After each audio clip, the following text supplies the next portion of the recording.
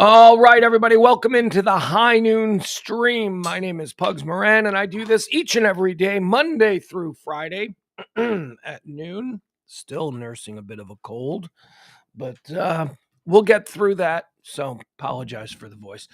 Every so often, I'll just go, and that's how I'll clear my throat. I'll save you most of the ugly noises. Let's see here. Let me get everything settled. Oh, is the sound right? Do I have that right? Hi, Leslie. Leslie is first in the chat today. First in, but hopefully not the last in. All right, here's what we do here. This is the first of two streams that I, Pugs Moran, do each and every day here on the Radio Misfits podcast platform. The first one, this one, High Noon, this is about current events, hot topics, trends, headlines, buzz, whatever it is that people are talking about at this particular moment on this particular day. We're going to run through and we're going to mention it. We're going to say, this is what's trending. This is what people are saying. And here's what I think. And then we move on. It's quick. It's one topic after another. Then we do another show. We do a second stream at 9 o'clock Central Time, 9 p.m. Central, all time Central. It's the only time zone I acknowledge. That's Pugs and Parker. That's myself and James Parker, and that's a little bit more conversational. It's just me and him talking about whatever it is that struck us, whatever it is that's on our mind, whatever it is that we want to get into. So that's it. Those are the two streams. First one, Monday through Friday. This one, High Noon, comes on at high noon Central Standard Time. And then Monday through Thursday, we've got the Pillow Talk show. However, no Pillow Talk tonight. Yeah, that's right. Well, you know it's Tuesdays. I told you last week that they were ramping up. So I do believe this is the last Tuesday that I'll be missing a Pillow Talk show. Football season's coming to an end. What can I tell you? Kids' games are on Tuesday nights. I don't know what to tell you. All right. So that's that. And without further ado, let's get into what today is. High Noon. What do we do on this show? Well, if you're a first-time checker-inner, and you're probably not, because this audience doesn't grow. There are no first-timers. It's all the same people, and I love the same people that we have. Don't get me wrong. But I don't know. Maybe invite a friend. Because, I'm just saying. I'm not seeing any growth. I love the people that I have. I'm also not seeing any degradation. So that's good, right? Let's choose to be optimistic. Let's do that. What the show is we go through all of the events of the day. So first we go through the history of today. I tell you exactly why today has been so memorable throughout time. Then we go into some birthdays. We celebrate the contributions of some people who were born unto this world on this day. And then we mourn a couple of passings. Although, again, for like the second day in a row, not a whole lot of passings that we need to pay attention to. Arguably, there are no passings that we need to pay attention to. I mean, does anybody know who Lionel Barrymore is? You know what I mean? So then and only then, after we've gone through the history of the day, the births, and we've mourned some of the losses, do we get into the actual trends of the day. Once I feel satisfied that I fully understand what this day is, then we move forward and we get into all the trends. So without further ado, just realized I've said further ado twice today. That's weird. I probably haven't said further ado once in the last 5 years, and I just said it twice, like in the last 10 minutes. All right, so let's get started with what today is. It is High Noon, the 15th day of November. That just so happens to be the 319th day of the year. There are 46 days remaining until the end of the year. So as we like to say around these parts, get those New Year's Eve plans started. On this day, ladies and gentlemen, in 1777, during the American Revolutionary War, after 16 months of debate, the Continental Congress approves the Articles of Confederation.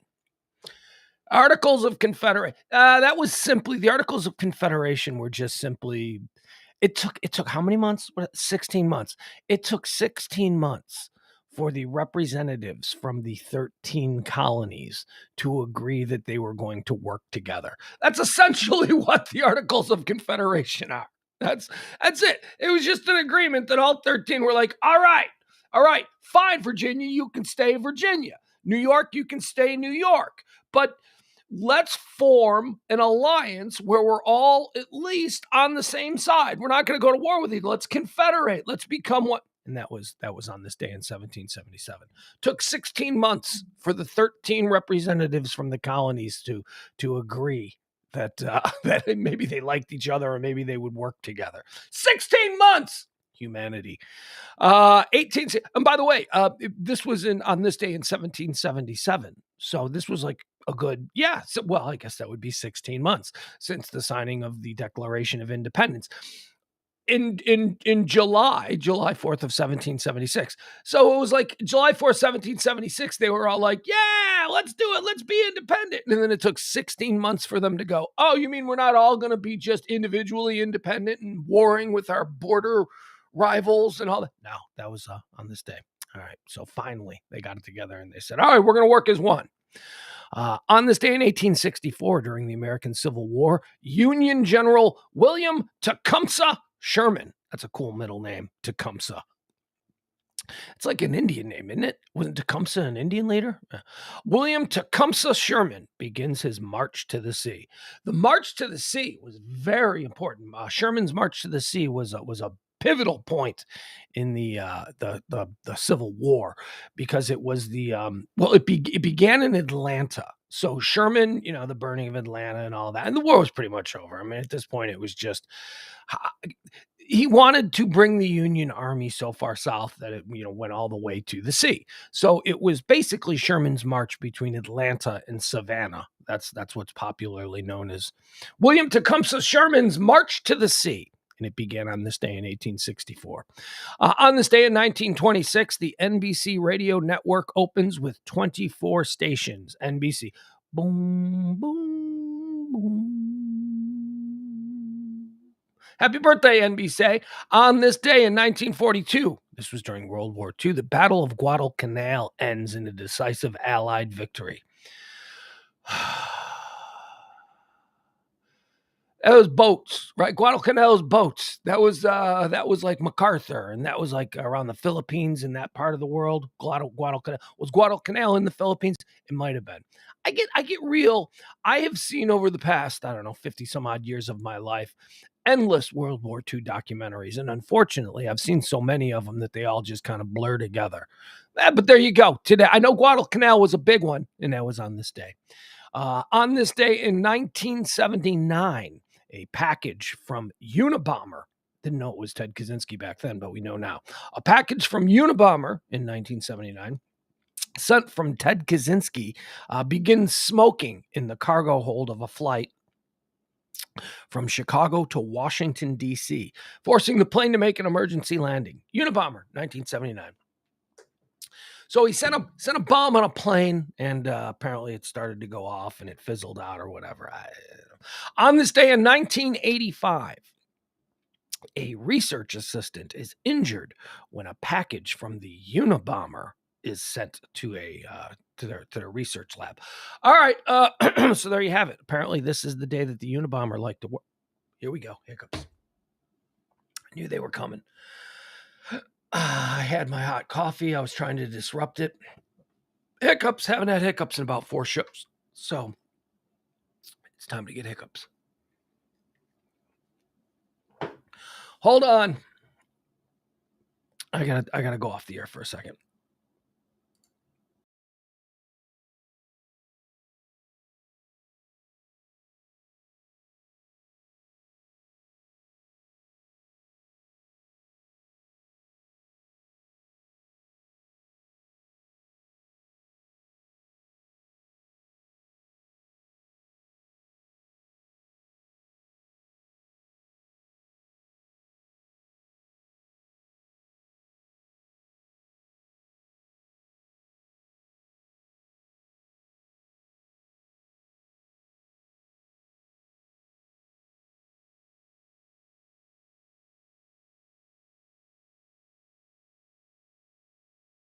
And we're back. All right, very good. See, it just took a minute for me to reset my diaphragm and fix my hiccup issues. Let's see here. So Ted Kaczynski, the Unabomber, this day, 1979, he sent a bomb and it started to smoke on an airplane. And they're like, hey, Unabomber.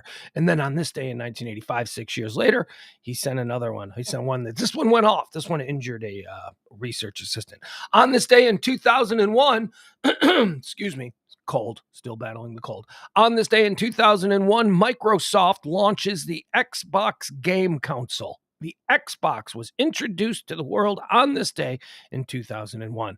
On this day in 2013, Sony not to be outdone 12 years earlier. 2013, Sony releases PlayStation 4. PlayStation 4 game console.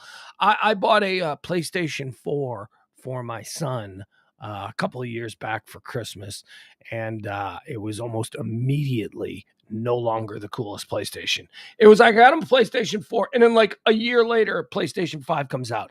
And I've spent the last 2 years of my life trying to acquire a PlayStation 5 for my kid, and I can't find one anywhere. Oh, I can find one. You can buy one for $2,000, but they're a $300-$400 thing. I'm not going to spend $2,000. So, you might have to just get by with the PlayStation 4. But they don't make new games for the PlayStation 4. Is that true? I don't even know. I don't even know if that's true or not. Do they no longer make games? Are all the games made for the PlayStation 5 now? Is that a reason that we almost have to get them a PlayStation 5? Ugh. Excuse me. All right. So on this day, let's see here. So we got the Xbox launched in 2001. The PlayStation 4 was launched in 2013 on this day. And on this day in 2020, Lewis Hamilton wins the Turkish Grand Prix and secures his 7th driver's title, equaling the all-time record held by Michael Schumacher. Now, I am a big F1 fan. And I'm also a big Lewis Hamilton fan. And in fact, I'd say that over the course of the last year, Lewis Hamilton has catapulted himself into the top 5 of my favorite athletes on the planet Earth. Top 5 favorite athletes? Nah, I'm not going to do that. But Lewis Hamilton would definitely be in there.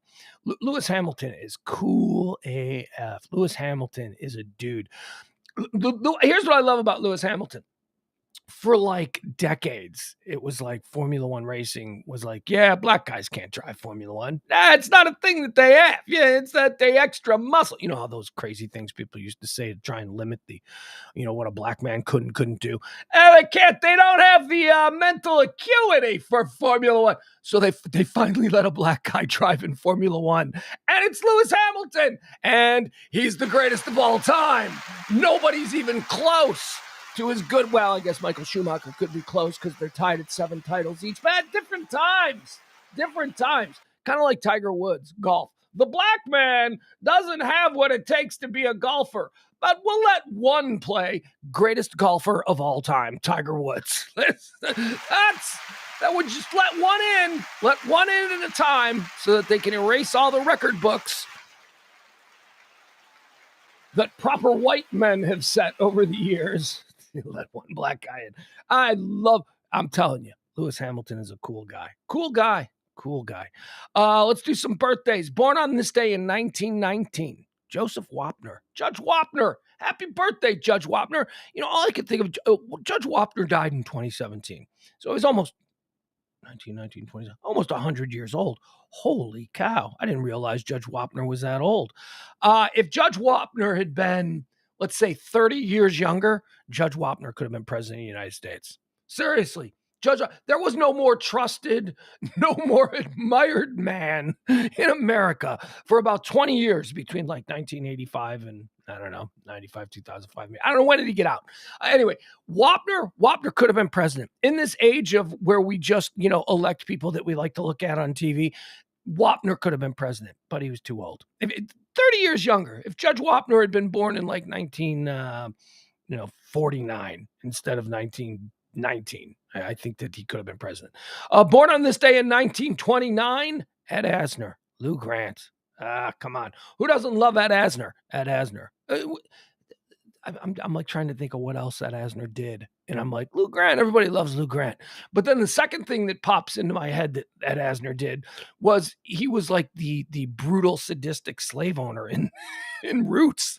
So I'm like, maybe everybody doesn't love Ed McMahon. Maybe I just love Ed McMahon. Because when I think of Ed McMahon, not Ed McMahon, Ed Asner. When I think of Ed Asner, I think of, Lou Grant.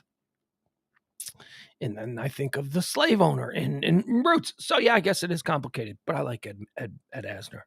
I also like Ed McMahon. I don't know why I'm confusing the two in the moment, but born on this day in 1940, Sam Waterston, right? American actor, Sam Waterston, Law and Order. I don't know this about him. I'm just going off of, he's been a public figure on television for years and years. And me watching every time I watch Sam Waterston on TV, I think he's a little drunk. I think he seems like he's always just a little drunk. Not like like your dad at 5:30 on Thanksgiving afternoon. Just a little drunk. Not like troublesome drunk, but just a little. Sam Waterston seems like he's always a little drunk. And I don't know if it turns out that he's like a chronic alcoholic who's battled alcoholism for 40 years. I'd be like, yeah, that checks out. He seems like he's like always got a little bit of a slur to him. He's always a little bit slowed down. Maybe it's because he's a very considered man. Maybe that's it. Maybe he's just thoughtful. But to me, Sam Waterston seems like he's always a little bit buzzed. Born on this day in 1951, Beverly D'Angelo. Now, I don't know what Beverly D'Angelo ever did other than the National Lampoon Vacation movies, but she's the mom in the vacation movies, so that gets a mention. Born on this day in 1952, Randy Macho Man Savage. The Macho Man left us in 2011. He sure did. Ooh, yeah. I'm not a big wrestling fan, but I always loved the Macho Man. Love the Macho Man, love Mick Foley, love John Cena. I love the ones I've met. Like I guess, I don't watch wrestling, but all the wrestling dudes that I've met have been really nice. And Randy Savage was a really cool guy. I met him back in the 90s. Oh yeah, he was promoting Slim Jims. Maybe it was the 2000s. I don't know what it was, but I remember he had a whole bunch of Slim Jims. It was cool. Randy Savage, Macho Man, born on this day in 1952. Born on this day in 1968, ODB, Old Dirty Bastard of the Woo, American rapper and producer. He died in 2004. But if you remember when ODB died, he was like all over the news for like the 6 months prior to his passing for all kinds of silliness. Just always getting in trouble. It's like you almost knew that this was going in a not so good direction. ODB, born on this day in 1968, died 2004. Born on this day in 1974. Let's go up, wrong one.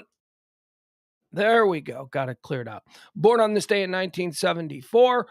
Canadian singer, songwriter, guitarist, producer, lead singer of the much maligned Nickelback. Happy birthday to you, Chad Kroeger. Chad Kroeger celebrating a birthday today. Chad Kroeger of Nickelback. Fun fact about Chad Kroeger. Chad Kroeger is, do you guys know this about me? You might. Some people know this about me. My friends do. And I think I've mentioned it before. I have this thing where I like to make mental notes of celebrities that I've urinated next to, like in a bathroom, where you look next to the person and it's a celebrity. It began with Gene Siskel, like back in the 1990s when I peed next to Gene Siskel, the movie critic once. I went, oh, that's interesting. And then after Gene Siskel, then we got the Slash. I peed next to Slash in a men's bathroom.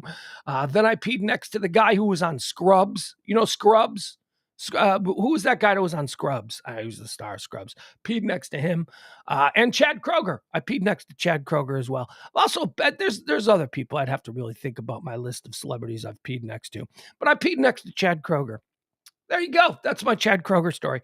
No, I didn't look. I can't bring myself to look. That's not it. It's got to be like, you got to make the eye contact. Like if you're going to try and, first of all, I don't suggest that the bathroom when two men are urinating is the time to introduce yourself. You don't want to talk. You just want to stare down. Everyone knows who does the plumbing. Sloan Plumbing. Everybody knows that Sloan is the company that builds all of the urinals. You know how we know that? Because men just stare at the urinal pipe. That's it. There ain't nobody looking around. Chad Kroeger peed next to him. Didn't look though. Born on this day in 1991, Shailene Woodley, American actress. I don't know who she is. I do not know who Shailene Woodley is. I just know that she's famous. I know that she's a very hot young actress right now. She seems to do things that I'm not even remotely interested in, so I've never seen her.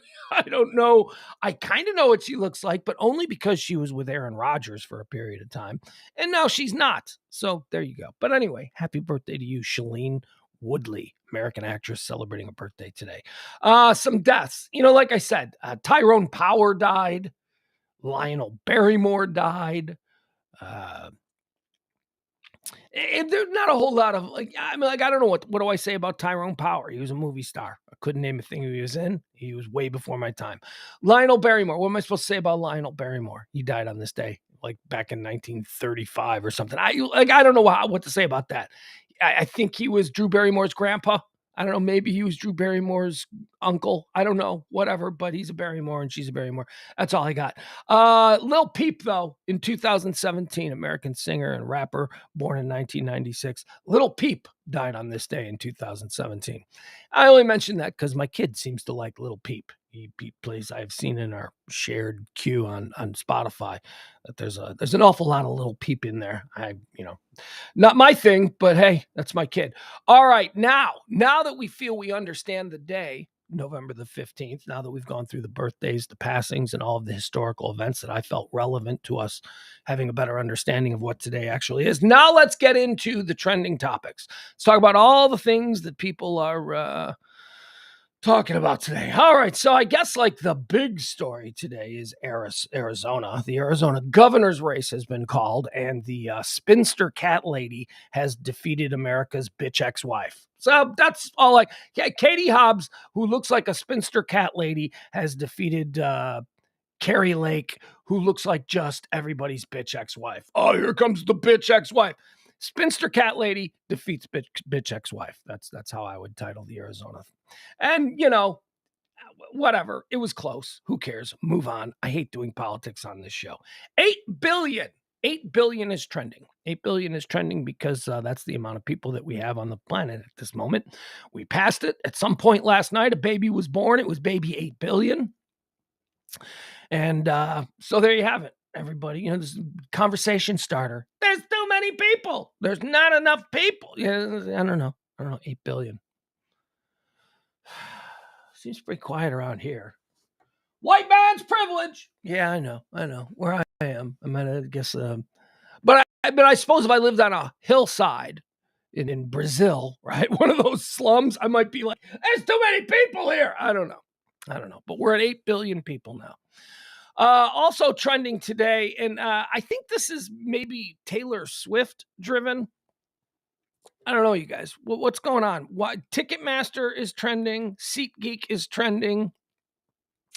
Arlington is trending. And Englewood is trending.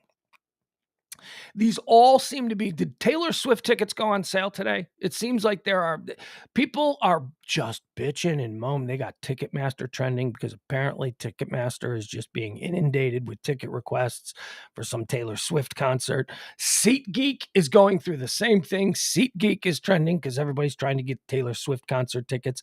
Arlington is trending because I think that she's got a show there at AT&T Stadium in Arlington, and people are complaining about how they can't get tickets for the Arlington. Englewood is trending because I guess she's got a concert there in Englewood, California, and people are complaining because they can't get tickets. So there you go. That's why Ticketmaster, SeatGeek, Englewood, and Arlington are all trending right now. Taylor Swift. Taylor Swift isn't trending. I didn't see Taylor Swift trending, but places where she's going to be playing in the company who provide tickets to those events are all trending because she is causing pandemonium. Taylor Swift. Jay Leno is trending. Jay Leno, we talked about this a little bit last night on Pillow Talk. It broke publicly yesterday during the High Noon show, so I didn't get to it. I apologize for that. But Jay Leno is in the hospital, or actually, I think he might even be released at this point. Had himself. This started out sounding like a really big, serious story. Like yesterday at about 1:30, 2 o'clock in the afternoon, it really started popping. Jay Leno in serious burns, airlifted to a burn unit. All of this like terrible stuff, and I'm like, oh my god. And then the details started coming in. It didn't even happen yesterday. It happened over the weekend. And he was working in his garage. He's got this big industrial garage filled with his millions and millions of dollars worth of awesome cars. The dude's got like such a kick-ass car collection. And, honestly, Jay Leno works his ass off. This dude works like 360 days a year. Or at least he used to. I mean, he'd do the Tonight Show, and then he'd do shows in Vegas. He's crazy workaholic. So God love you, man. Enjoy your spoils. But he was working on one of his cars in his garage in LA over the weekend, and a fire broke out. A fire broke out in the engine, and it severely burned the left side of his face. As it was reported yesterday afternoon, A number of the sources made it seem like it was just happening, like it was unfolding live, as if it was, and I'll use the term that's appropriate here, breaking news. Breaking. Information is changing over and over. We're just learning about it. And I suppose that could have been true if they had just learned about it. But as it turned out, the story occurred 24 hours earlier, either Saturday or Sunday. I've seen multiple reports. Some say Sunday this happened, some say Saturday. Jay Leno is recovering, though, from burn injuries suffered from this garage incident. Jay Leno is recovering from burn injuries following a gasoline fire. Amy Bennett, a spokesman at the Grossman Burn Center in Los Angeles, told CNN that Leno was in stable condition being treated for burns that he received to his face and hands from a gasoline accident. He is in good humor and is touched by all the inquiries into his condition and well wishes, the statement said. He wants to let everyone know that he's doing well and is in the best burn center in the United States. CNN has reached out to representatives for Leno for comment. Leno, who is an avid car collector, was working on one of his vehicles in his garage when it reportedly burst into flames. Here is a direct quote from Leno. He says, "I got some serious burns from a gasoline fire. I'm okay. I just need a week or two to get back on my feet," the former Tonight Show host told Variety. A week or two? I mean, it was reported as serious burns. I hope so. I hope he's right. I hope that's really good news. Leno, 72, canceled an appearance at the Financial Brand Forum Conference in Las Vegas for Sunday. His family was not able to provide us with very many details, but there was a very serious medical emergency that is preventing Jay from traveling. This is what the email to the conference that he canceled on said. It said, "All we know is that he is alive, so our prayers go out to him and his family tonight." The conference had billed Leno as a special opening night performer for attendees who purchased a gold pass for the event. CNN has reached out to the Financial Brand Conference for comment. Why, CNN? Why? We'd like a comment on what they think about Jay Leno getting burnt. Why? The dude had an incident. He had to cancel a scheduled event. He said why the event was canceled. CNN, is that not acceptable to you, that he was burned and he didn't want to show up at some conference all burnt, looking like the Invisible Man wrapped in gauze? What? We're going to reach out to the conference to see if they're pissed about him burning himself. God, I just hate the way journalism is all about gotcha. It's all about, what are they going to say? He didn't show up. He left him in a lurch. What are they going to say about this? You know what they're going to say about it? They're going to say, wow, what a tragedy. Totally understandable. I hope that he gets a speedy recovery, and we look forward to working with Jay Leno in the future. That's what they're going to say about it, CNN. What do you think they're going to say? Fuck that guy. He owes us money. Get his burnt, crispy ass out here on the stage. They ain't going to say that. CNN is waiting for a comment on... Hey. All right. Walmart. Walmart is trending. Walmart is trending because Walmart is offering to pay about $3 billion to people affected by, whatever their role was in the opioid scandal. That's right. All the drug companies and all of the pharmacies, CVS, Walgreens, they've all come to the table and they're all like, yeah, we made like $300 billion off the opioid thing. Here, have $2 billion. Here, have $2 billion of it. So some people are going, yeah, no, you guys were hyper complicit in the distribution of these bullshit pills that you helped market as non-addictive. See, that's the thread. That's the cornerstone of this whole thing, that a pharmaceutical drug company made a drug, the Sackler family. I don't know, I saw Dope Sick. You guys see Dope Sick? The Sackler family made a painkiller that they then told all the doctors and all of the pharmaceutical company, the distribution companies, the Walgreens, the CVSs, the Targets. They then told all of them that, no, this is a painkiller. I know how you're worried about prescribing painkillers to your patients. This is a painkiller that's non-addictive. And all the doctors were like, well, how did you do that? That seems impossible. How did you make a painkiller that's not addictive? And the pharmaceutical company said, yeah, don't worry about that. Here's a couple of tickets to Hawaii. Come party with us. And that's how we got the opioid scandal. because all these doctors were like, I don't think you can make a painkiller this powerful that isn't addictive. And the drug companies went, yeah, believe it or not, we did. And the doctors were like, yeah, I'm not sure I believe that. And the pharmaceutical companies were like, here's 2 tickets to Aruba. And the doctors were like, I'm going to hand these out because they're not addictive. A lot of people are complicit in this bullshit. Walmart, putting it out there in their stores, making it easily accessible. They just believe the lie that it was, well, if it's not addictive, these are going to sell like hotcakes. Yeah, except the problem is that they were totally addictive. There was no proof to the story that it was not addictive. So Walmart has now offered to pay $3.1 billion to settle opioid lawsuits. It is estimated that they've made possibly upwards of $300 billion over the last off of these things, but they're going to give $3 billion. They're going to $3 billion. We made 300 being really horrible people who killed or was complicit in the deaths of a bunch of people who were just in pain, who were prescribed this shit. They weren't just people in pain. They were crackheads on the street. Yeah, they were crackheads on the street 6 months after going through back surgery. See, this for most of these people, most of the people caught up in the opioid wave, they started out as legitimate patients of doctors who prescribed them pills that could get them through, whatever pain they were experiencing.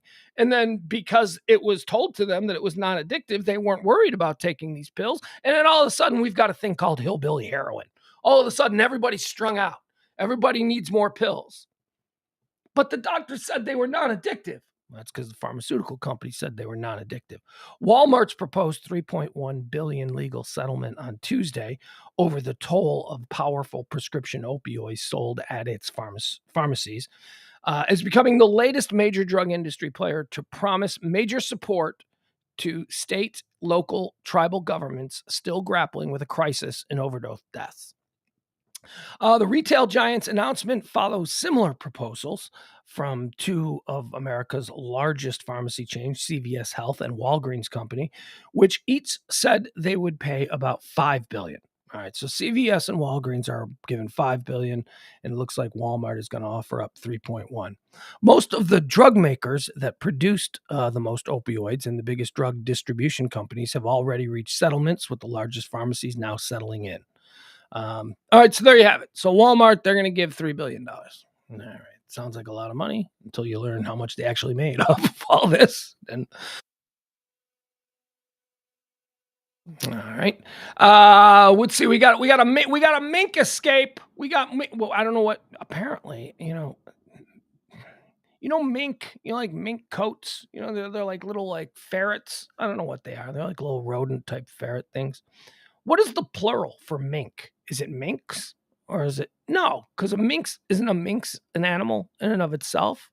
So what would minks? It would just be mink, right? I guess that would be plural. I don't know. Up to 40,000 mink, according to this headline. The plural of mink is mink. Up to 40,000 mink have been released from a Northwest Ohio mink farm. The Van Wert Sheriff's Office said the suspects, they broke into this mink farm and then they opened up all the cages. And apparently they just released last night between 25,000 and 40,000 mink in Ohio. You would think that they'd be easy to find, right? I mean, 40,000 mink don't all just get released at once and then just go off in 40,000 different directions, right? Shouldn't there be a herd of mink somewhere in a field in Ohio? I would think. I don't know. The Van Wert County Sheriff's Office said someone broke into a mink farm overnight and released up to 40,000 of the animals from their cages. The incident happened early Tuesday at Lion Farms, USA Mink Farm. Okay, so the name of the farm is Lion Farms, USA Mink Farm. Okay. Terrible branding. Oh, fucking Ohio. The sheriff's office said the suspect destroyed fencing and approximately 25,000 to 40,000 mink were released. Authorities are warning local residents and area farmers that mink are carnivorous mammals that stick to a diet consisting of fresh kills, and they regularly hunt prey bigger than themselves. I ain't afraid of no mink. 40,000 mink, though. I might be rightly freaked out by 40,000 mink coming at me. Mink have also proven to be costly and problematic for poultry ranchers as well as homeowners. They kill koi in koi ponds as well as other fish. There you have it. So if you're in Northwest Ohio, you got a mink problem going on there. There's 40,000 mink suddenly in the area. So get yourself some coats, I guess. What mink meat? Is that a thing? They're like rodents. I don't know. Pirates of the Caribbean, or do you say Pirates of the Caribbean? Are you fancy? Do you say Caribbean or Caribbean? There's two ways to say it. I go back and forth. Sometimes if I'm trying to be impressive, I say Caribbean because that just sounds better. That sounds fancier. But Caribbean sounds like how you'd call it in Alabama. Yeah, I'm going to go. They got a fancy vacation plan. They're going to the Caribbean, right? That's what that sounds like. But Caribbean sounds the way proper people would say it. Yes, we're sailing the Caribbean. Pirates of the Caribbean, the movie. So here's the deal with Pirates of the Caribbean. Who's the girl? Who's the Suicide Squad girl? Margot Robbie. So, like the last couple of years, the Pirates of the Caribbean people, they're like, man, this cash cow, Johnny Depp gonna get us in trouble. Johnny Depp gonna ruin this cash cow for us. We need to cut ties with Johnny Depp because he's obviously a piece of human garbage. Let's get rid of Johnny Depp and let's reboot. Let's reboot the entire Pirates of the Caribbean franchise. Let's do it. Hey, Ghostbusters had a good idea. Let's just do it with all women. So that was their big idea when Johnny Depp was going down in flames. They were like, we're going to redo the Pirates of the Caribbean. We're going to do it with all women. And who's like the hottest woman out there? Margot Robbie's pretty hot. Let's make Margot Robbie the new Jack. What was his name? Jack Swashbuckler or whatever. I don't know. Jack Sparrow, something like that. Jane Sparrow. Let's make her Jane Sparrow. And it's just going to be Pirates of the Caribbean with all women. Okay, so that was the plan when Johnny Depp was in flames. Now that Johnny Depp ain't in flames anymore, and everybody's like, people were mean to Johnny Depp. Now the ire has kind of turned on the people who were mean to Johnny Depp, like Disney and all that. Pirates of the Caribbean producers have announced that they are scrapping the Margot Robbie all-female reboot of the Pirates of the Caribbean. And guess what they're doing? They're probably going to make another Johnny Depp Pirates of the Caribbean movie. That's right. All is forgotten. All is forgiven. Oh, they couldn't get away from him quick enough. Did they stand by him? No. They ran. They ran from the hills. And then we all saw the Johnny Depp court case, and everybody was like, she's a bitch. She's crazy. He's Johnny Depp. I mean, we know what we were expecting from Johnny Depp. Johnny Depp is a known commodity. But how come she didn't know what she was married? What is she? She caused a lot of problems. We all watched the court case. She caused a lot of problems in that relationship that maybe somebody who knew they were in a relationship with Johnny Depp would not have caused. It would have been like, oh, I could be this kind of girlfriend that starts little picky pat fights, but I'm in a relationship with Johnny Depp, and we know Johnny Depp is volatile, and we know not that any of, the things that he was accused of, if they in fact were true, which I don't think they were, because I heard, the open testimony about him. But if they were true, they're terrible things, and women need to be listened to. But women don't need to be believed. Amber Heard was listened to. We all listened to Amber Heard, and we all went, nope. So anyway, Pirates of the Caribbean, they have scrapped the Margot Robbie reboot, the all-female Pirates of the Caribbean that they were trying to do to, I don't know, milk another $100 million out of this franchise, and they've scrapped it. And now it looks like they are probably going back to they're going to make another Pirates of the Caribbean movie with Johnny Depp, and they're going to act like no harm, no foul. All right. I hope Johnny I hope Johnny asks for like $500 million. He's like, yeah, you know what? I'll come back. Hey, you're going to have to pay me though, because you guys were dicks to me when everybody was tearing me down. You guys did not stand by me. Do you know that I have never seen a Pirates of the Caribbean movie? I know.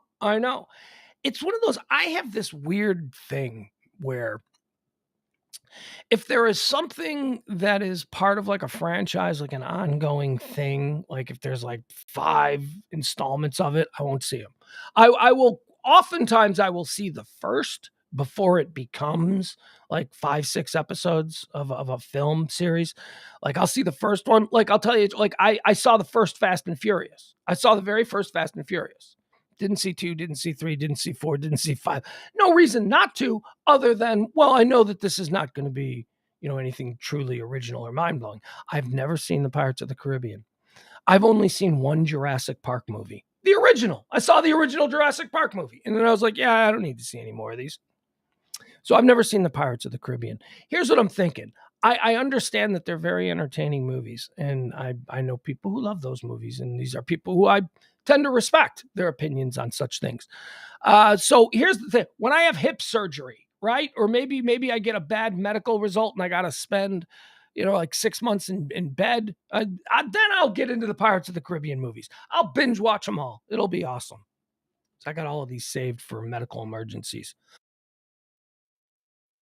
Okay, what else do we have? Oh, here's a little add-on from something that we talked about yesterday.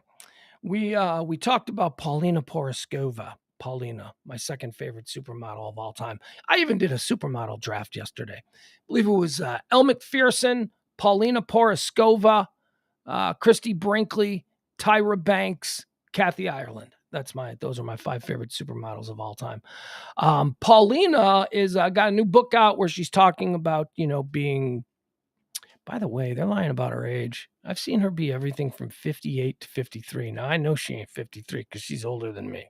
So she ain't 53. But in this particular article, which came from, I think, People, they claim that she's 53 years old. And I'm like, hey, she ain't 53.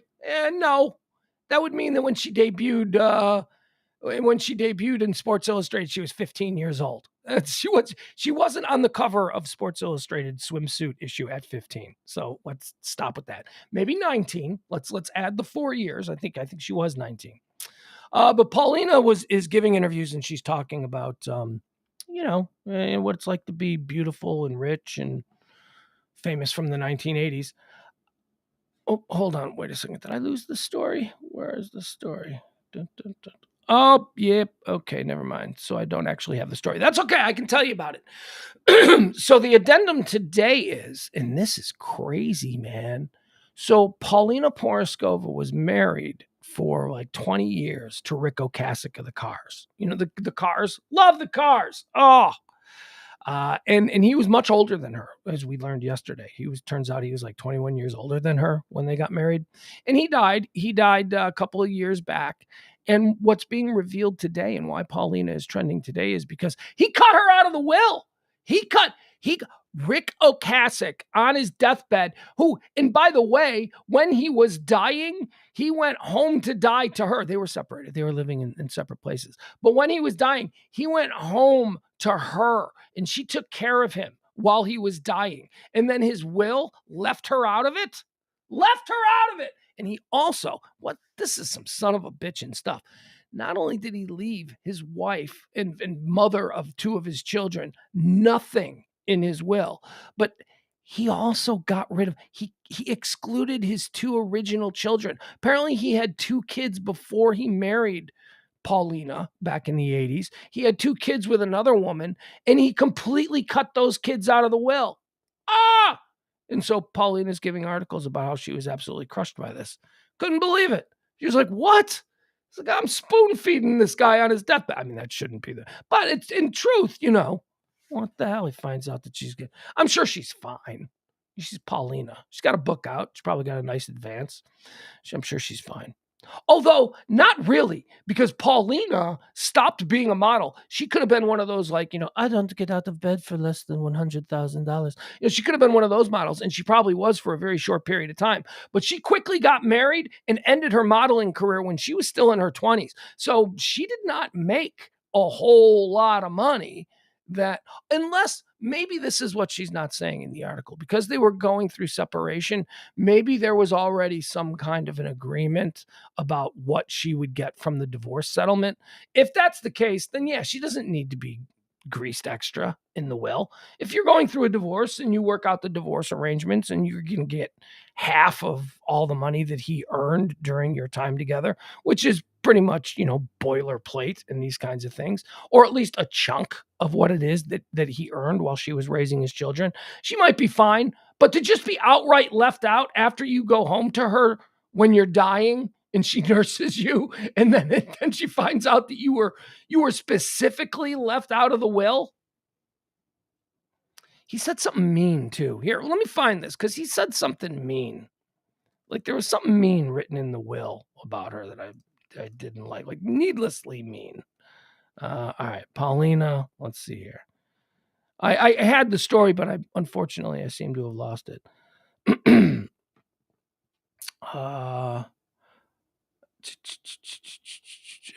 Okay, so is this the story? Let's see here. Paulina Poroskova recalls horrifying moment she found Rick Ocasek dead. She found him dead, and he left her out of the will. Paulina Poroskova has revealed the heartbreaking details of how she found her estranged husband, Rick Ocasek, dead in bed. Despite their planned divorce, the couple still lived together in their marital home. Poroskova was bringing Ocasek coffee as he recovered from surgery when she discovered his lifeless body back in September of 2019. He was 75 years old.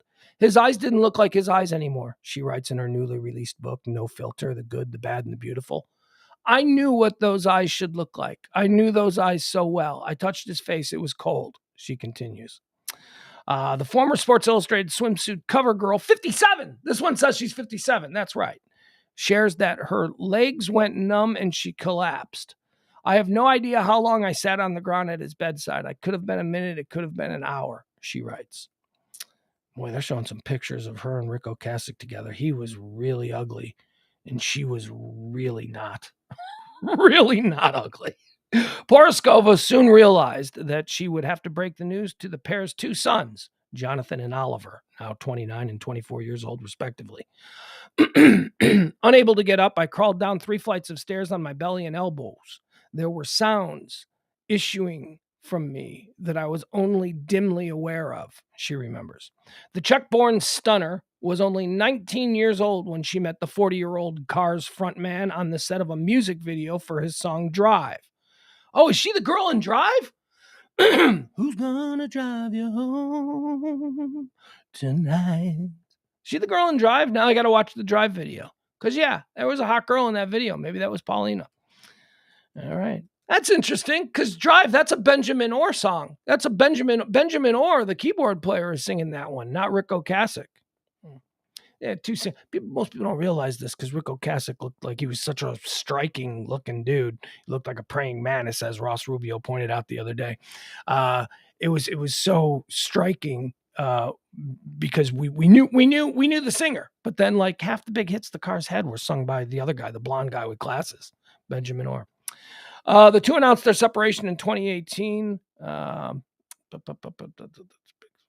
trying to find the details about being left out of the will. Oh, here it is. All right, so here it is. Here it is about the will.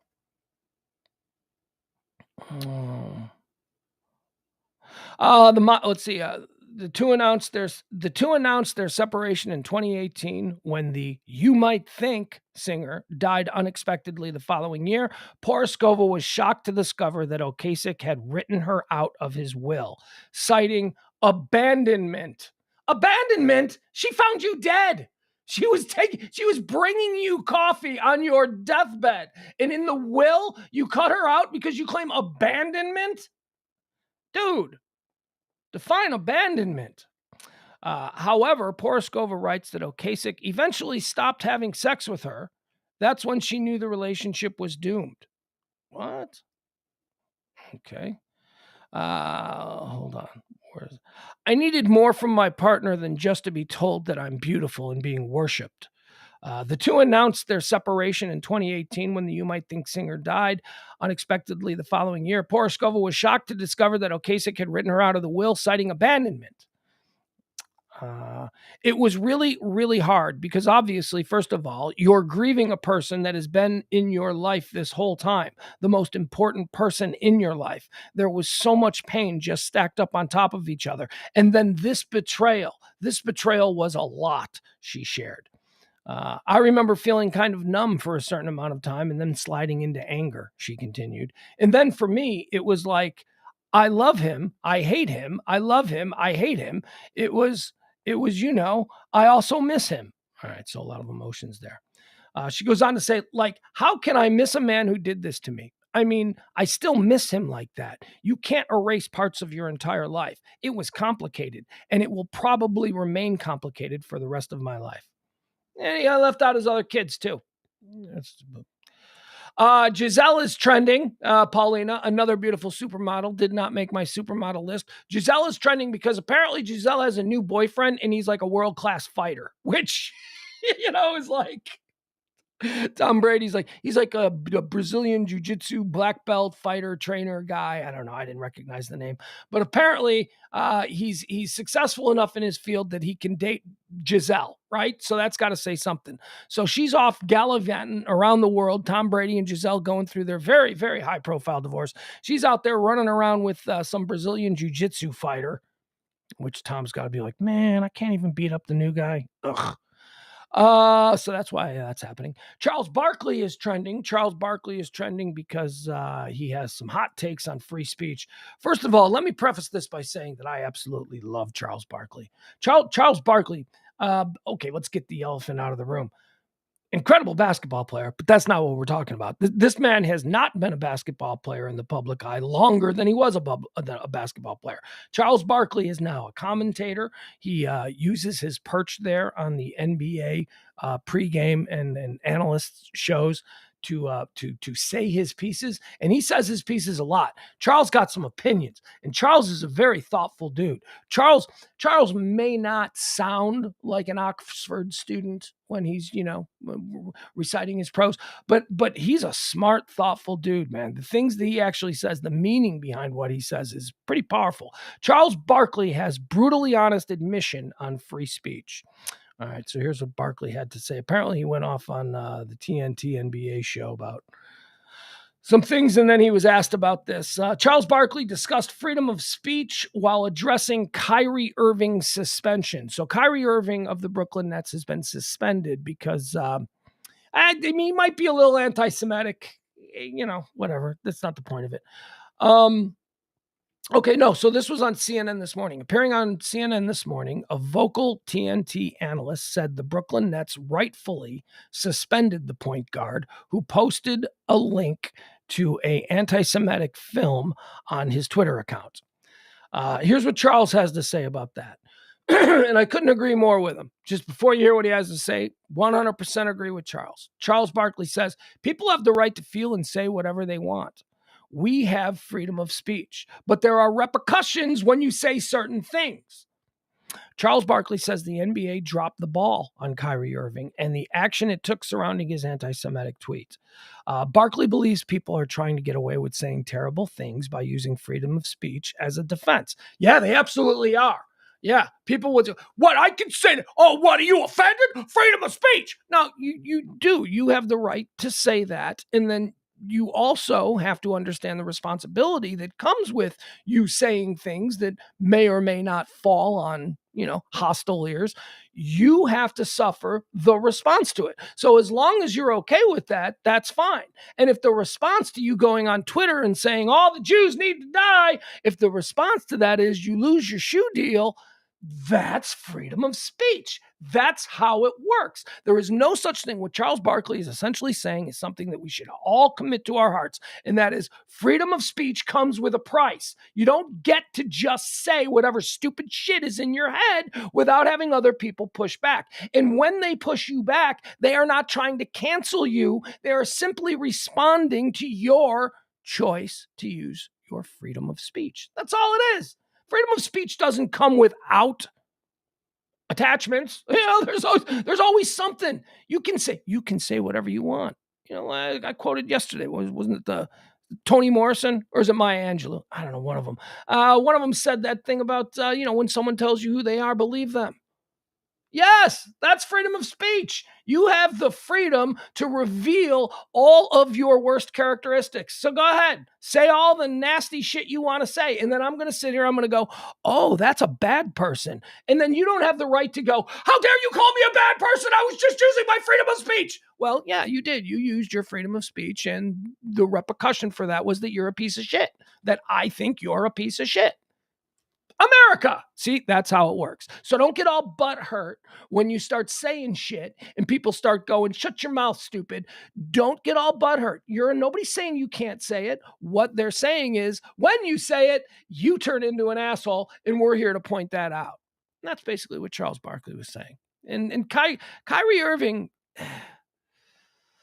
that's troubling. It's not as troubling as the Kanye thing because Kyrie Irving doesn't believe in dinosaurs. Kyrie Irving doesn't believe that the world is round, right? Kyrie Irving has a decade now of just saying really stupid, dumb shit with a straight face. He's not a troll.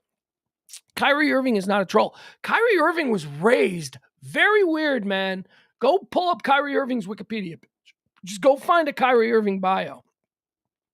He was raised by like weird religious cult people in like the outback of Australia. Like Kyrie Irving didn't come from, the Robert Taylor homes in Chicago. Kyrie Irving doesn't come from, the Panhandle in Florida. Kyrie Irving comes from like the middle of nowhere in Australia, being raised by a bunch of like weird hippie flat earther people.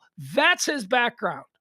He's, one of them weird backgrounds, like Tulsi Gabbard. When you look at the backgrounds, like, holy shit, how were they raised? Well, that explains why they're maybe not the most solid thinkers. So Kyrie Irving, just forget about him. He's a weirdo. He's a basketball player. Kanye said more aggressively combative things. The things that Kanye said. I mean, Kanye said he was going to war with Jews, right? All Kyrie did was stupidly retweet anti-Semitic trailer for a documentary. All right, so he's dumb. He's a dumb guy who likes to watch documentaries. There's a lot of documentaries made for dumb guys. There's a lot of stuff that is based in almost nothing that a dumb guy will watch and go, well, I have a totally different worldview now because this. Man, half the documentaries you see out there are fucking hack jobs. Half of them are just made by people trying to make stupid people believe something that isn't true. And they can do it in a way. They can do it in a way that, if you're a fucking soft head, you're watching this thing and you're going, oh, that makes sense. Oh, yeah. So the Russians were involved in the World Trade Center. Whatever. You can believe whatever the hell you want to believe. There's a documentary out there that'll make you think the opposite of what you know to be true.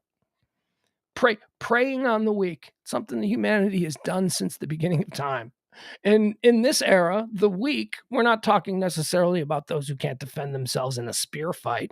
We're talking about the weak-minded, the people who can be manipulated by filling their little scrambled head with stupid shit. And then, convinced to believe that that's the way things are, and then you can manipulate them.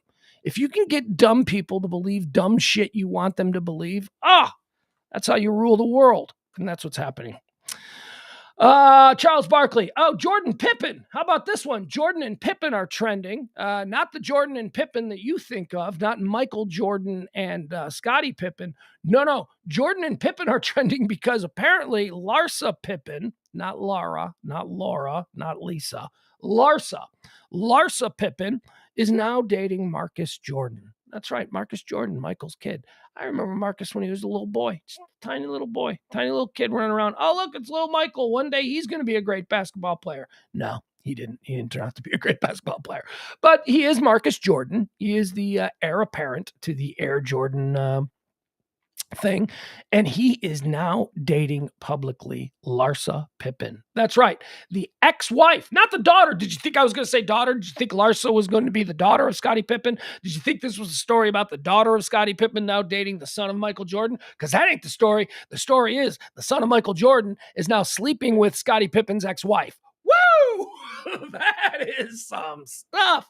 And let me tell you what's going on here. As somebody who was very close to those Bulls teams, I was a producer on the Bulls broadcast. We worked, first station that I worked at was the flagship station for those Jordan Bulls teams.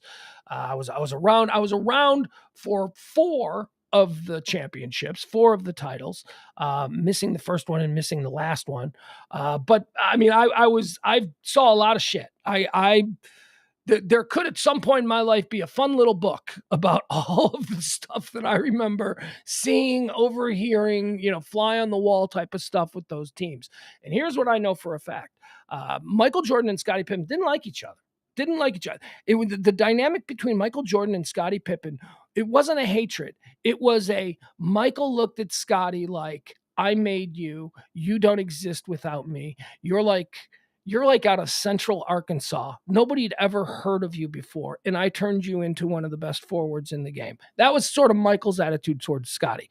Scotty's attitude towards Michael was, I'm a really great basketball player, and I don't need you to be great. So there was, they worked together because on the court, everybody understood who the boss was, and Scotty played his role. But they didn't like each other. Scotty and Michael were not friends. So the idea now that all these years later, Scotty's ex-wife, who is, they've had some rough goes, Larsa Pippen and Scottie Pippen. That's not been easy. They seem to be pretty mean to each other. Larsa Pippen is now sleeping with Michael Jordan's son. That is hysterical. That is just such a bitch move on the part of, because she knows that that's going to really bother Scotty. That, Oh, and by the way, here's the other weird thing. Larsa Pippen actually babysat for an 11-year-old Marcus Jordan. And now they're sleeping together. Back in the 90s, she babysat for him. She babysat for an 11-year-old Marcus Jordan, and now she's sleeping with him. So there you go. That's why Jordan Pippen is trending. That's not weird. Although I will tell you this, Larsa Pippen, I think, is 50 years old, maybe somewhere late 40s, whatever. She's not much older than me, because she was around. She was around back in those days.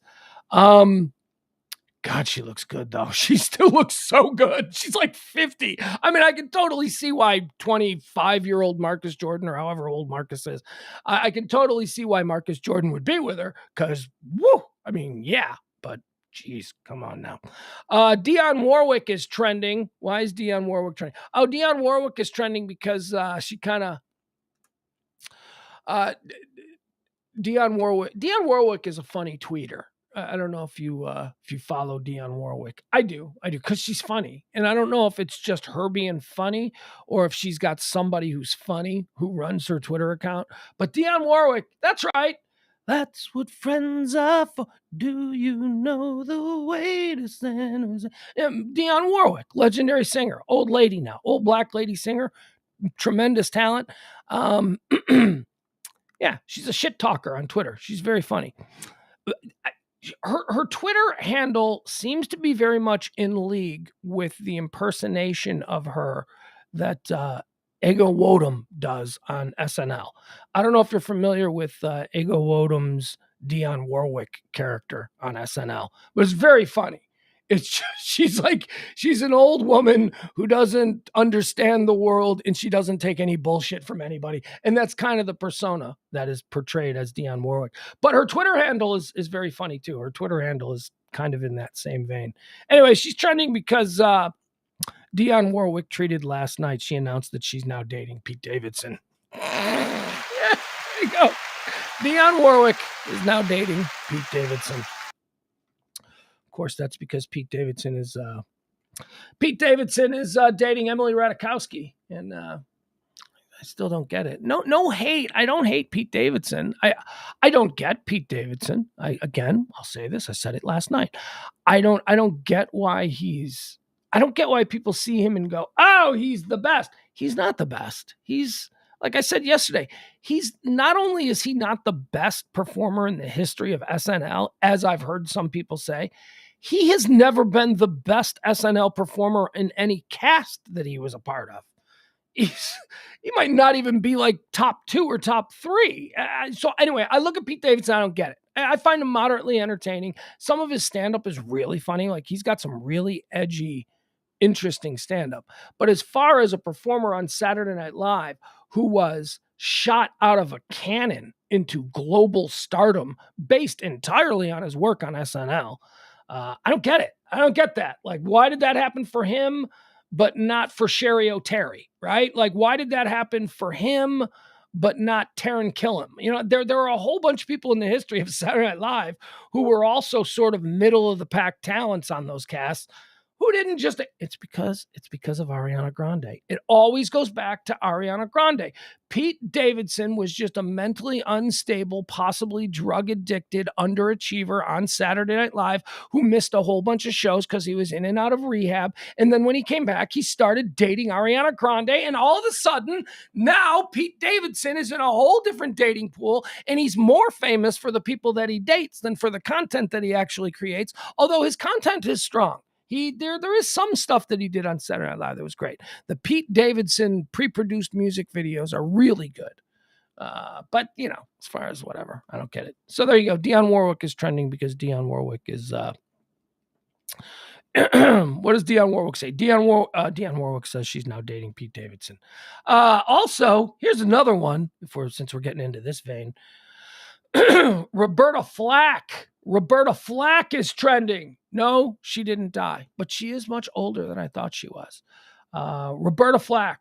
Oh, come on now. Killing Me Softly? Are you kidding me? I mean, yeah. We all like the Fugees version. That's a great one. But the original Roberta Flack version of Killing Me Softly? After a career that spanned decades, saw her win 4 Grammys and release songs that are still popular today, Roberta Flack's days of singing have come to an unfortunate end. On Monday, November 14th, Flack's manager shared with the press that the 85-year-old can no longer sing after being diagnosed with ALS. Oh, Lou Gehrig's disease. That's too bad. That said, her manager clarified that her illness doesn't mean that Flack will be completely retiring or giving up her passion. Flack's career took off in the early 1970s. Flack's 1972 single, The First Time Ever I Saw Your Face, spent 6 weeks at number 1, was named the top song of 1972 on the Billboard Top 100, and won the Grammy Award for Record of the Year. That same year, Flack was also awarded the Grammy for Best Pop Vocal by a duo or group for her song with Donny Hathaway, Where is the Love? Where is the Love? Another of the singer's most famous hits, Killing Me Softly. Killing me softly. I got no voice. Otherwise, I'd be able to beautifully render a version of Killing Me Softly. Another of the singer's most famous hits, Killing Me Softly, earned 2 Grammys for Record of the Year, Best Pop Vocal Female. She had 2 years in a row. She won Best Right. That's big. She was big. There was a period of time when she was big. In 2020, Flack received the Grammys Lifetime Achievement Award. Her manager says that it's now impossible for her to sing. All right, so there you go. That's unfortunate. Guys, that's it. I got nothing else. Let's jump in and let's see what's trending in the time that I've been on the air here, which is just about 70 minutes or so. Ticketmaster is still trending. We talked about that. Apparently people are trying to get Taylor Swift tickets, and Ticketmaster is letting everybody down. Let's see here. What do we got here? Ticketmaster is trending. The Grammys are trending. I skipped over this. I don't even know. Maybe you're interested. I guess the Grammy announcements are coming. I wouldn't even know. I'm so old now. I don't know if I just aged out of being interested in what's happening with music, or has music just changed to such a degree that it's sort of on you as the individual to seek out new. Like it used to be, I was exposed to new music because I'd get in my car, I'd turn on the radio, and there was something on that I never heard before, and I either liked it and listened, or I changed the channel. That's how I used to be exposed. That doesn't exist anymore. Now when I go into a car, I listen to my my Spotify, which has playlists, or I listen to Pandora, which has an algorithm that gives me stuff that I like, but it's not giving me new stuff. It's giving me all old stuff. So I don't know. I don't know if it's just me in my age, or if it's just the way music consumption and marketing in this country has changed over the past 10 years. Maybe it's a combination of the both, but I don't really care about the Grammys. Anyway, 2023 Grammy nominations are due to be announced. If that's your thing, you can find it anywhere. Poland is trending. Why is Poland trending? Well, they have a light bulb burnout? Let's see here. Breaking, a senior U.S. intelligence official says Russian missiles have crossed over into NATO member Poland, killing 2 people. A Polish government spokesman did not immediately confirm the information, but said that leaders were working on the crisis and were currently meeting. All right, so that's kind of a big deal. Breaking, there are reports that a Russian missile intended for the Ukraine has crossed into Poland. This is where this stuff gets spooky, man, because Poland is a NATO member. Russian missiles have just been fired into Poland, killing 2 Polish citizens. Poland is a NATO member. You can't attack a NATO member. What? It was a mistake. I mean, they're going to claim it was a mistake, but this could rattle some. This could change some things. All right, that's why Poland is currently trending. Jack Harlow is trending. I don't know Jack Harlow. I saw Jack Harlow host Saturday Night Live a couple of weeks back, and I thought he seems like a nice boy. I wasn't interested in enough to, follow up on anything more or hear his music. I still fast forward through his music. I was like, oh, it's this guy. He seems like a nice boy. I'm not interested in his music, so I fast forward through it, and then you go right to the news. Because the news always follows the first musical performance. It goes, ladies and gentlemen, Jack Harlow. And then he comes out and does a song, and then it goes to a commercial, and then it's right into Weekend Update. So I always know that when you see the host standing there alone on stage, that she's about to introduce the musical guest, at which point I fast forward because I know that the news is coming next, and that's what I want to watch. World War III is trending. I don't know why World War III is. I'm not going to click on that. Article 5. I don't know. See, we're not going to do that. We don't do this. Article 5 is not going to be, it's going to be something about, I don't know. Something about stupid political nonsense. Arlington is still trending. Swifties are now trending. Taylor Swift herself is still not trending. Swifties is trending. Arlington is trending. Ticketmaster is trending. SeatGeek is trending. She is just wreaking havoc, Taylor Swift, on America's ticket distribution services today. What else do we have here? It's National Philanthropy Day. Okay. I got tickets. I got tickets is trending. So people who are actually getting tickets are now trending, and they're very excited. StubHub is now trending. Glendale is trending. So Glendale, Arlington, StubHub, I got tickets, SeatGeek, Swifties, Ticketmaster. These are all things that are occupying the trend charts today. And it's all because teenagers, are they even teenagers anymore? Because it's all because 22-year-old girls and gay men can't get Taylor Swift tickets. That's what's happening on social media right now. The whole world is shutting down. Because, like I said, 22-year-old women and gay men are struggling to acquire Taylor Swift tickets. All right, so this Russian missile hitting Poland seems to be popping up big right now on a whole bunch of different news sites. So it might be a big story. It came to us at the end of the show here, so I'm kind of just glossing over it. But it might turn out in the next hour or so to be a pretty big story. Could be. And then again, it could never be mentioned again. And we'd just be like, yeah, they fired on a NATO country, and we didn't do nothing, and they didn't do nothing. And now the sun rises tomorrow, and we move forward. Nothing's changed. Kevin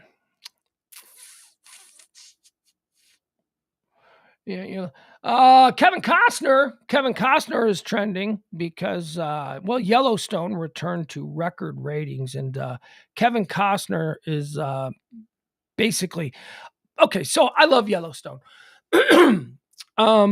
Taylor Sheridan has had to do this, and now it looks like Kevin Costner is having to do this. Yellowstone is crushing it in the ratings. Yellowstone is not crushing it in the ratings in America's major urban centers. And over the course of the show, that has led people to say that, well, that's because Yellowstone is a show for rural America. It's a MAGA show. They basically did that whole thing, which is crazy. So anyway, the people who run Yellowstone, they're like, wait a second, that's actually not true at all. Taylor Sheridan gave a really good interview the other day.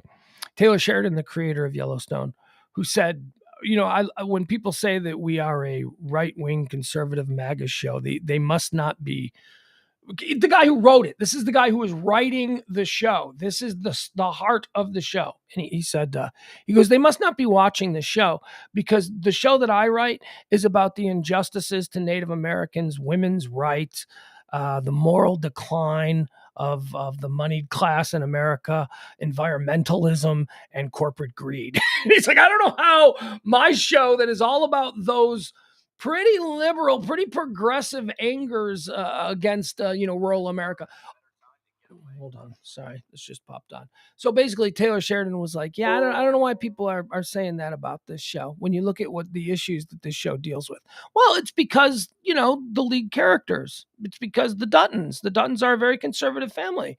They're probably in league with very Cheney-esque. They're very traditional American rural conservative, but they're also big money people. They are definitely morally corrupt. I mean, they murder people left and right. If anybody gets in their way, they just murder them. So, that's a thing. But they're not heroes. They're not like good people. They're not. So Taylor Sheridan came out and said, look, people need to stop saying that we're like a right-wing show. We're not. I mean, fine, say what you want. We're the hottest show on TV. It's not hurting us. But more people would probably enjoy this show if they didn't think that we were something that we're not. And I'll tell you, I'm a pretty moderate guy, and I'm pretty well tuned in to the argument, that this is a right thing or this is a left thing. And I love that show. And if that show was just some crazy, weird right-wing propaganda, I'd be the first person to say that show's garbage. If that show is just crazy, weird left-wing propaganda, I'd be like, that show's garbage. What that show actually is what we are. Is about that 70% there. That 70% of us, not the 15% crazy on the right and not the 15% crazy on the left. Yellowstone is pretty much all of us. There's a little something for all of us in there. So Taylor Sheridan had to come out and talk about it last week, and now Kevin Costner is trending because Kevin Costner is giving interviews about the very same subject. Kevin Costner says it's okay if he loses fans over his political views. Here's what he says. Actor Kevin Costner said he was okay with losing fans over his political views, saying that he didn't really care how the cookie crumbles when he backed Rep. Liz Cheney, Republican from Wyoming, earlier this year. In a new interview with USA Today upon the season 5 premiere of his hit Paramount show, Yellowstone, Costner said that he has no regrets for supporting Cheney in her primary this year, as well as for supporting former presidential candidate and current Secretary of Transportation Pete Buttigieg in 2020. Costner says, hold on. Oh, sorry. Just because you lose doesn't mean you're done. It doesn't mean you're even wrong, said Costner. In August, Costner wore a pro-Cheney shirt that the Republican lawmakers shared in an Instagram post, saying the Hollywood star was putting country over party.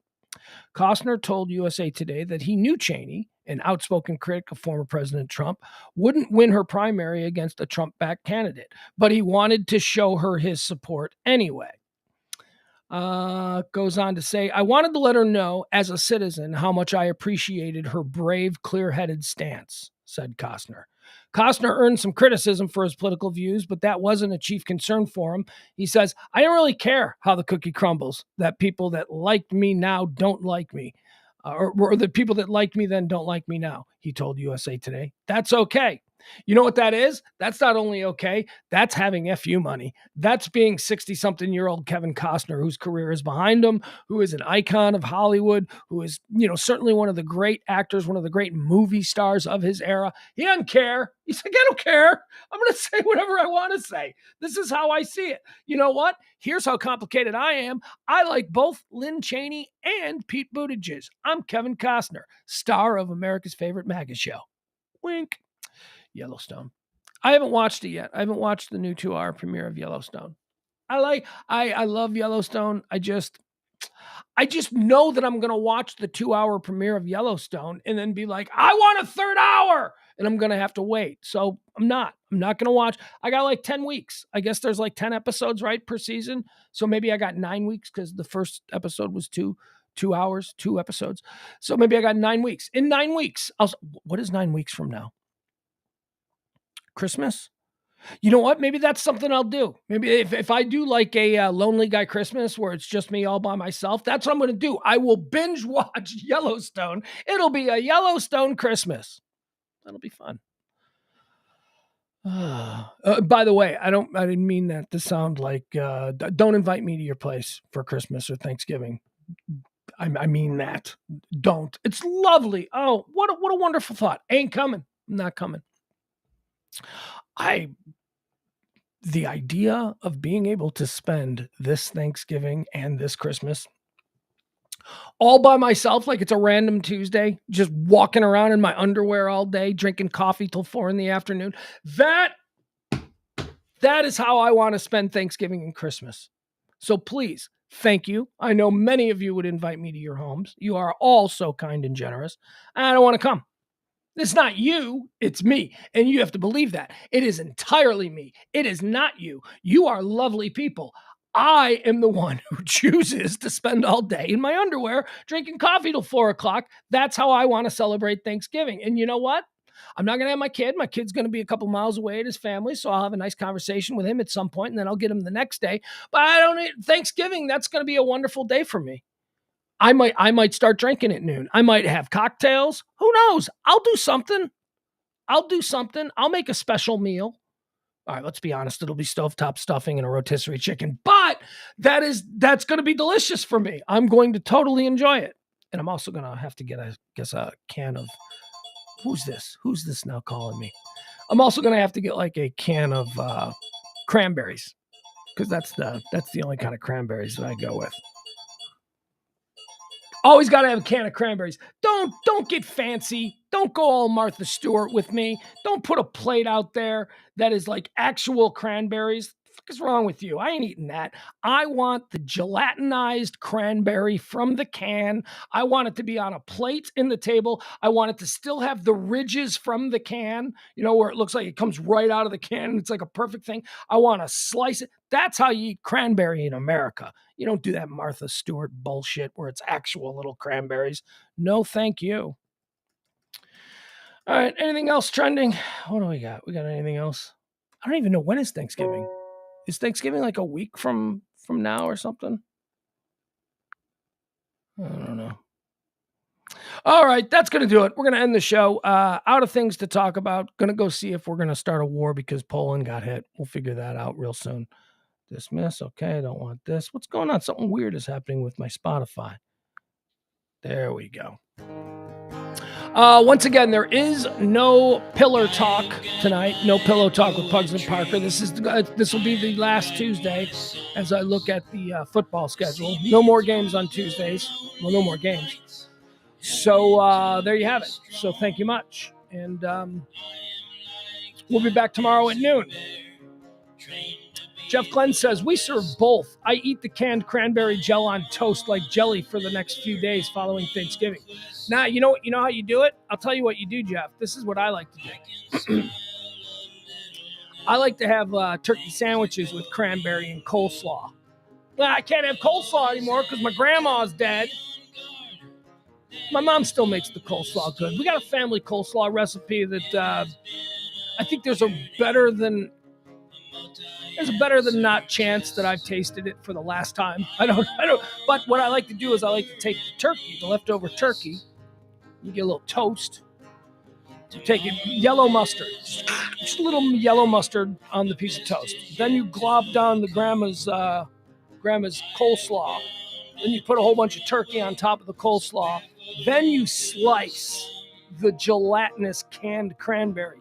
2 slices on top of that, another piece of toast. That's a Thanksgiving sandwich. Hell, I would forego the actual Thanksgiving meal if I could be guaranteed the sandwich. The sandwich that comes in the days that follow, I think, is superior to the actual Thanksgiving meal. But look at me, taking a shit on a great American holiday.